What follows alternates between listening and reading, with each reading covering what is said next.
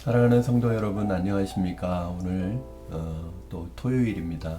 내일이면 주일인데 한 주간 동안도 여러분 너무 수고하셨고요.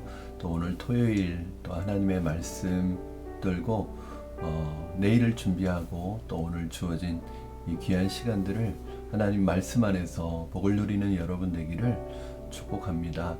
오늘 시편 119편 1절에서 6절까지 말씀 우리가 보도록 하겠습니다. 시편 119편 1절에서 16절까지 말씀입니다. 제가 여러분에게 읽어드리도록 하겠습니다. 행위가 온전하여 여호와의 율법을 따라 행하는 자들은 복이 있으며 여호와의 증거들을 지키고 전심으로 여호와를 구하는 자는 복이 있도다. 참으로 그들은 불의를 행하지 아니하고 주의 도를 행하는도다. 주께서 명령하사 주의 법도를 잘 지키게 하셨나이다. 내 길을 굳게 정하사 주의 율례를 지키게 하소서. 내가 주의 모든 계명에 주의할 때에는 부끄럽지 아니하리이다. 내가 주의 의로운 판단을 배울 때에는 정직한 마음으로 주께 감사하리이다. 내가 주의 율례들을 지키오리니 나를 아주 버리지 마옵소서. 청년이 무엇으로 그의 행실을 깨끗하게 하리이까? 주의 말씀만 지킬 따름이니이다. 내가 전심으로 주를 찾았사오니 주의 계명에서 떠나지 말게 하소서. 내가 주께 범죄하지 아니하려 하여 주의 말씀을 내 마음에 두었나이다. 찬송을 받으실 주 여호와여, 주의 율례들을 내게 가르치소서. 주의 입의 모든 규례들을 나의 입술로 선포하였으며 내가 모든 재물을 즐거워함 같이 주의 증거들의 도를 즐거워하였나이다. 내가 주의 법도들을 작은 소리로 읊조리며 주의 길들에 주의하며 주의 율례들을 즐거워하며 주의 말씀을 잊지 아니하리이다. 아멘. 네, 여러분 오늘 시편 119편 말씀은요, 우리 굉장히 유명한 말씀입니다. 너무 길기 때문에 우리가 부분적으로 알고 있기는 하지만 우리가 알고 있는 시편의 많은 말씀들이 대부분 이 시편 119편에 나와 있는 말씀입니다. 시편 119편은 우리가 답관체라고 그렇게 장르를 분류하는데요. 이 답관체라는 것이 무엇이냐 하면은 알파벳이라고도 해서요. 히브리어 알파벳을 한자 한자 순서대로 그 시를 시작하는 첫 단어에 넣어서 그 시를 구성하는 형태의 시편을 답관체라고 그렇게 이야기를 합니다. 오늘 본문 말씀에서는 예를 들어서 그 히브리어의 그 첫 글자, 알파벳의 첫 글자를 8절씩, 그래서 이 히브리어의 알파벳이 총 22개로 되어 있는데, 그래서 하나에 8절씩 해서 총 176절로 되어 있는 그 시편이죠. 그래서 성경 전체를 통틀어서 한 장으로서는 가장 많은 분량을 가지고 있는 성경이 바로 시편 119편이라고 그렇게 말할 수 있습니다. 그리고 또 독특한 것은 이 시편 119편이 176절로 되어 있는데 이 176절의 모든 절에 하나님의 말씀을 나타내는 용어가 들어가 있다는 거예요. 뭐 하나님의 말씀 이렇게 표현하고 있지는 않지만 주의 말씀, 여호와의 말씀, 여호와의 율례, 주의 도, 주의 법도, 뭐 규례, 뭐 이런 식으로 해서 모든 절에 하나님의 말씀을 나타내는 용어가 들어가 있다는 것이 시편 119편의 특징이고 굉장히 놀라운 어떤 문학성이고 영감이라고 할 수 있습니다. 그래서 오늘 시편 119편 1절에서 6절을 읽어보니까 이 시인의 마음속에 정말 하나님의 말씀을 얼마나 사랑하고 그 말씀을 얼마나 자신의 삶 속에서 지키고자 하는 그 열망이 강렬한지를 우리가 알 수 있습니다. 그렇다면 왜 이 시편 119편의 이 시인은 이토록 하나님의 말씀을 지키려고 이렇게 몸부림치는 것일까요? 왜 이렇게 하나님의 말씀을 지키는 것에 사모함을 가지고 나아가는 것일까요? 첫 번째 이유가 무엇이냐면, 즉 하나님의 말씀을 순종하고 하나님의 말씀을 따르는 것이 인생의 참된 복이라고 믿기 때문입니다. 그렇게 보았습니다. 우리가 이 세상 살면서 많은 사람들이 복 받기를 원하지 않습니까? 물질적인 복을 받기를 원하고 또 건강의 복, 또 그 외에 성공과 출세의 복을 얻기를 원합니다. 수많은 사람들이 이런 복을 얻기를 원하는데, 그런데 사실은 우리가 생각하는 이러한 복들이 어떤 면에서는 사람들에게 복을 주는 것이 아니라, 사람들에게 행복을 주는 것이 아니라 오히려 사람들을 불행하게 만드는 기준이 될 수도 있다는 거예요. 이것을 얻을 수 있으면 뭐 좋겠지만, 모든 사람들이 이것을 얻는 것도 아니고, 이것은 또 있다가 없어지는 것이고, 절대적인 복의 기준은 아니라는 것이죠. 오히려 이것 때문에 불행하고 이것 때문에 자신의 처지를 비관하는 사람들이 더 많을 수 있기 때문에 이것이 정말 인생의 복이라고 볼 수 있느냐.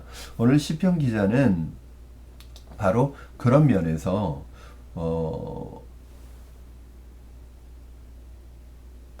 진정한 인생의 복은 우리의 삶에서 잠시 잠깐 누리는 이런 물질적인 복이라든지 어떤 건강이라든지 이런 성공과 출세의 복이 아니라, 정말 인생의 진정한 복은 하나님의 말씀을 지키는 것이 진정한 복이다, 이렇게 말씀하고 있습니다.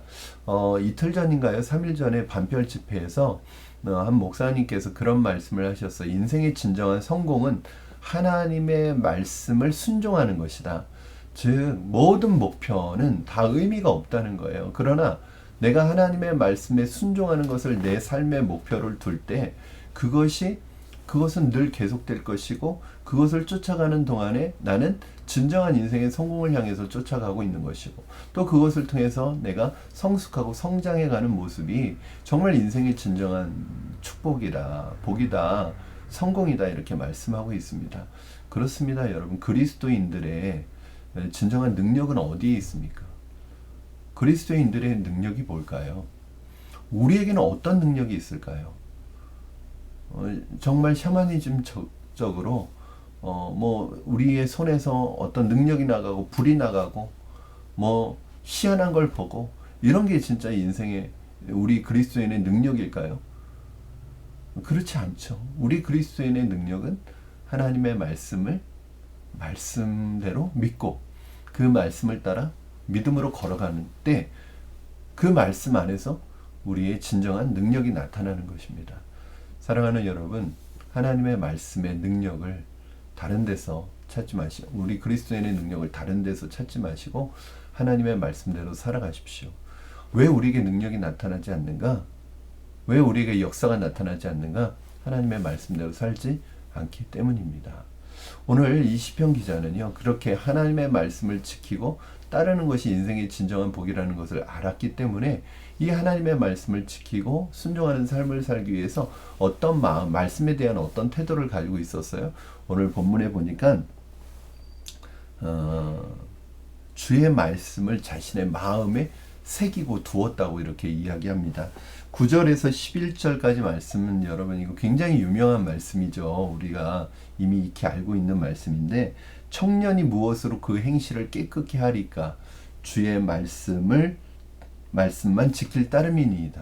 그러니까 자신을 깨끗하게 하는 것, 하나님의 말씀을 지켜야 된다는 거죠. 그리고 내가 전심으로 주를 찾았사오니 주의 계명에서 떠나지 말게 하소서. 내가 주께 범죄하지 아니하려 주의 말씀을 어디에 두었어요? 내 마음에 두었나이다. 이렇게 말씀하고 있습니다.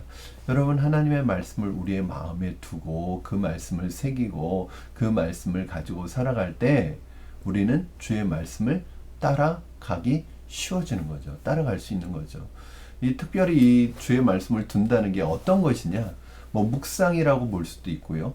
또 어떤 면에서는 이 마음에 아예 새겨버리는, 지워지지 않게 새기는 것을 하나님의 말씀을 암송하는 것이라고 그렇게 볼 수 있습니다. 여러분, 많은 그리스도인들이 주일에 한 번 듣는 설교로 일주일을 버팁니다. 뭐 이것도 안 하시는 분들이 있기 때문에 이것도 뭐 아주 귀한 것이긴 하지만, 주일과 교회를 벗어나서 일주일간의 삶은 말씀과 거리두기를 하고 있습니다. 우리가 지금 사회적 거리두기를 하는 코로나 시대에 살고 있는데, 다른 하나님의 이 거리두기를 하고, 이 코로나 시기에 하나님의 말씀과 거리를 두고 있어요. 사람과 거리를 두는 것이 아니라 하나님의 말씀과 거리를 두고 있어요. 참 이것이 우리의 신앙을 더 어렵게 만들고 있죠. 코로나 시대에 정말 하나님의 말씀에 더 가까이 가는 분이 있는가 하면 하나님의 말씀과 더 멀어진 분들이 계세요. 왜? 일주일에 한 번 듣는 설교도 힘들고 일주일에 한 번 듣는 말씀도 없는데 거기에다가 내 삶의 매일매일의 삶 속에서 하나님의 말씀을 잃어버리고 하나님의 말씀과 거리를 두고 살아가니까 사실은 우리 신앙을 지탱하기가 어렵죠. 주의 말씀을 지키기 어려워지죠. 점점 더 우리의 삶에 하나님의 말씀이 아니라 범죄하기 쉬워지는 거예요. 오늘 말씀에 보면 내가 주께 범죄하지 아니하려 하여 주의 말씀을 내 마음에 두었나이다 이렇게 고백하고 있잖아요. 반대로 뒤집어서 생각해 보면 내가 주의 말씀을 내 마음에 두지 않으면 범죄하기가 쉬워진다는 말씀이에요. 여러분 하나님의 말씀과 거리를 두면 세상과 가까워지는 것이죠. 그리고 하나님의 말씀과 가까워질 때 우리는 세상의 것들과 거리를 두게 됩니다. 사랑하는 여러분, 저는 여러분이 하나님의 말씀을 가까이 하는 분들이 되기를 주님의 이름으로 축원합니다. 하나님의 말씀을 마음에 두는 분들이 되기를 바랍니다. 오늘 마지막으로 시편 기자가 이 말씀을 대하는 태도가 저는 오늘 이 부분이 참 저에게 은혜가 되었어요. 하나님의 말씀을 대하는 태도에 있어서 말씀을 즐거워하고 기뻐한다는 거예요. 오늘 제가 이 부분이 마음에 와닿더라고요. 14절 보니까요. 내가 모든 재물을 즐거워하는 것보다 주의 증거들의 도를 즐거워하였나이다. 사람들은 많은 물질을 때문에 즐거워하잖아요. 내 통장이 채워지는 걸로 즐거워하잖아요. 그런데 시인은 내가 많은 재물을 즐거워하는 것 같이 하나님의 말씀 때문에 즐겁다는 거예요. 그리고 16절 보니까 주의 율례들을 즐거워하며 주의 말씀을 잊지 아니하리이다. 하나님의 말씀을 즐거워하는 거예요. 여러분 이것이 얼마나 귀한 이야기입니까? 그렇죠? 시인은 하나님의 말씀을 대할 때 의무감으로 억지로 형식적으로 대하는 것이 아니라 기쁘고 즐거워하는 마음으로 대했다는 거예요. 이것이 정말 중요한 것 같습니다. 저는 고3 때 처음 교회에 나가서 제자훈련을 받으면서 예수님을 영접하게 되었고요. 교회 처음 다니면서 큐티를 배우게 되었습니다. 그때 제자훈련을 받으면서 큐티를 하는데요. 그때는 뭐 큐티 책이라든지 이런 어떤 큐티 할 수 있는 도구가 없으니까 어떻게 했냐면 신약 성경부터 마태복음부터 하루에 한 장씩 읽고 그것을 요약 그리고 내게 주시는 말씀 그리고 결단과 적용 요 한 3개 정도로 나누어서 스프링 노트에다가 큐티 노트를 그렇게 적었는데요. 그 시간이 1시간 정도 제가 그렇게 말씀을 묵상하는데 그게 너무 즐겁고 기쁜 거예요. 그 시간에 하나님이 정말 저에게 말씀하시고 제 인생을 이끌어가는 정말 하나님과 동행한다는 것이 무엇인지를 그때 배웠습니다. 때로는 저는 그 당시에 제 방이 따로 없었기 때문에 도서관에서 주로 공부를 했는데 이제 집에서 큐티를 할 때는 방이 따로 없고 큐티에 방해받지 않아야 되니까 그 마당에 있는 장독대에 올라가서 그 장독을 테이블 삼아서 그렇게 말씀을 묵상하고 큐티를 했던 그런 기억들이 납니다. 그런 기억들이 제 안에 계속 은혜로 남아 있는 거예요. 여러분 그때는요 말씀 묵상하는 것이 저에게 큰 기쁨이었습니다. 심지어는 고3이었으니까 시험 기간 때도요 큐티를 한 번도 빼먹지 않았어요. 왜? 의무감 때문에 그것을 반드시 해야 되니까가 아니라 그 시간이 제가 시험 시간에 공부하는 시간 1시간을 포기하면서까지 그 큐티를 하는 것이 저에게는 더 큰 힘이 되었고 기쁨이 되었기 때문입니다. 지나고 나서 보면 그때 이제 유혹을 많이 받았죠. 내가 이걸 큐티를 해야 되느냐, 시험 기간인데 큐티를 해야 되느냐 그런 유혹을 많이 받았는데 그때 그 시간이 저에게는 가장 힘의 원동력이 되는 시간이었기 때문에 그 시간을 계속해서 지켜나갔습니다. 그렇게 했는데 결과적으로는 그 1시간 큐티 한 만큼 다른 시간 더 집중해서 공부해서 짧은 시간에 하나님이 더 지혜를 주셨던 것 같아요. 나중에 돌이켜 보면은 시험 점수가 더 잘 나왔거든요. 나중에 돌이켜 보면은 하나님이 지혜를 주시고 은혜를 주시고 힘을 주셨던 것이 아닌가 그런 생각이 들어요. 물론 시험 점수가 더 잘 나오지 않았더라도 저는 그 시간을 포기하지 않았을 것입니다. 저에게 있어서 말씀 묵상 시간은 기쁨과 즐거움의 시간이었어요. 우리는 하나님의 말씀을 이렇게 기뻐하고 즐거워하고 있습니까? 이제 제가 말씀 사역자가 되어서 또 이제 말씀 설교를 하기 위해서 또 말씀을 묵상하기도 하고 때로는 말씀 훈련 때문에 또 훈련 준비와 여러 가지 성경 공부 준비를 위해서 말씀을 볼 때가 있는데 그러다 보니까 이것이 어떤 그 말씀 자체를 즐거워하고 기뻐하기보다는 어떤 것을 준비하기 위한 과정으로 말씀을 볼 때가 있는 거예요. 그러다 보니까 저에게도 어느 순간에 의무감이나 형식적으로 분석적으로 하나님과의 교제의 목적이 아니라 어떤 것을 준비하기 위한 것이 목적이 되니까 말씀 묵상이나 이런 말씀을 대하는 데 있어서 기쁘고 즐거워하는 마음이 사라지게 되더라고요. 사랑하는 여러분, 여러분은 어떻습니까? 여러분에게 있어서 이 시간이 기쁘고 즐거운 시간이 되었으면 좋겠고 하나님의 말씀을 대하는 것 자체가 나에게 큰 축복이요, 은혜요, 기쁨이 되기를 주님의 이름으로 축원합니다. 오늘 하루도 이렇게 하나님의 말씀과 동행하는 여러분 되기를 주님의 이름으로 축복합니다. 기도하겠습니다. 살아계신 하나님 아버지 감사합니다. 오늘 시편 기자가 하나님의 말씀을 이렇게 사모하고 그 말씀을 따라 살아가는 것이 인생의 진정한 복이라고 보았던 것처럼 하나님 우리에게 있어서 인생의 진정한 복은 하나님의 말씀대로 살아가는 데 있습니다. 우리 그리스도인에게 진정한 능력은 말씀대로 살아갈 때 나타나는 줄로 믿습니다. 하나님 오늘 그 말씀대로 살아가게 하시고 그러기 위하여 주의 말씀을 내 마음에 두며 주의 말씀을 즐거워하여 주야로 묵상하는 읊조리는 우리가 될 수 있도록 축복하여 주시옵소서. 하나님의 말씀이 선택이 아니라 필수가 되게 하시고 이 말씀을 사모하는 것이 하나님께 더 가까이 가는 우리의 통로가 되도록 축복하여 주시옵소서. 감사드리며 예수님의 이름으로 기도하옵나이다. 아멘. 사랑하는 여러분, 이제 한 주간이 벌써 다 지나갔습니다. 참 시간이 빠릅니다. 이제 내일은 우리 교회 창립 10주년 기념 예배가 있고 또 오후에는 또 임직식이 있습니다. 우리에게 주신 큰 선물이죠. 함께 기뻐하고 즐거워하는 마음으로 또 준비해 주시고 같이 기도로 준비해 주셨으면 좋겠고 또 함께 섬겨 주셨으면 좋겠습니다.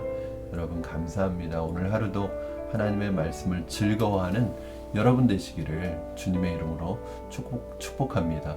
오늘 하루도 하나님의 말씀 가운데 승리하시는 여러분 되기를 주님의 이름으로 축복합니다. 우리 월요일 날 다시 새벽 만나러 여러분 찾아뵙도록 하고 만나도록 하겠습니다. 감사합니다. 여러분 좋은 하루 되십시오.